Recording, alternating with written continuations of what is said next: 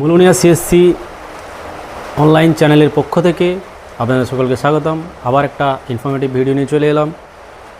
যে ভিডিওটির তথ্য আমি এখন দিতে চলেছি সেটি হলো দিদিকে বলো। দিদিকে বলো যে হেল্পলাইন নম্বর রয়েছে, আপনাদের কোনো প্রকল্প অ্যাপ্লাই করেছেন কিন্তু সেই প্রকল্প আপনার পেন্ডিংয়ে রয়েছে, তো আপনি এখন কি করবেন? বছরের পর বছর আপনি অ্যাপ্লাই করছেন লক্ষ্মী ভাণ্ডার, বার্ধক্য ভাতা, প্রতিবন্ধী ভাতা, কিন্তু আপনি পাচ্ছেন না। কি করবেন? আপনার করণীয় কি? যে হেল্পলাইন নম্বরটা আমি এই স্ক্রিনের মধ্যে দেখাচ্ছি, এই হেল্পলাইন নম্বরে আপনি ফোন করে আপনার ডিটেলসটা আপনাকে চাওয়া হবে।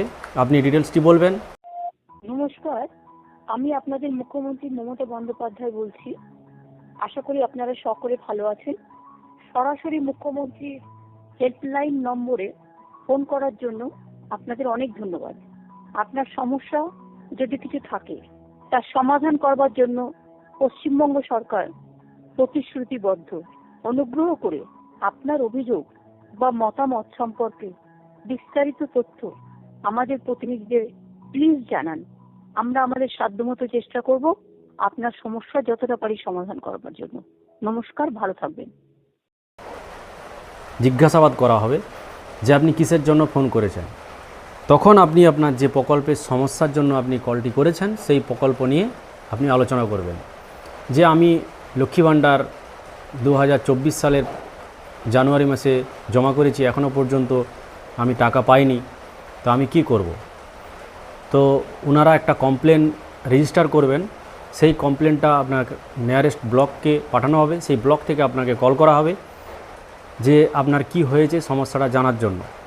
তো আপনি ওনাকে সঠিক তথ্য দিয়ে সাহায্য করবেন। তো ওনারা যত শীঘ্রই আপনার সমস্যার সমাধান করে দেবে। তো প্রত্যেকটা প্রকল্পের সিস্টেম ঠিক সেম একই রকম। এইভাবে আপনাকে কল করতে হবে। কল করে কিন্তু আপনার প্রবলেমের সলভ করতে পারবেন।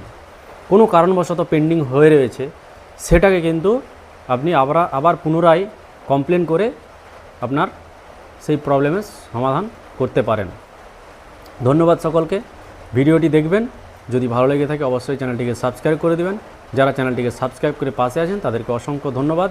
ফেসবুক থেকে দেখে থাকলে পেজটিকে ফলো করে দেবেন।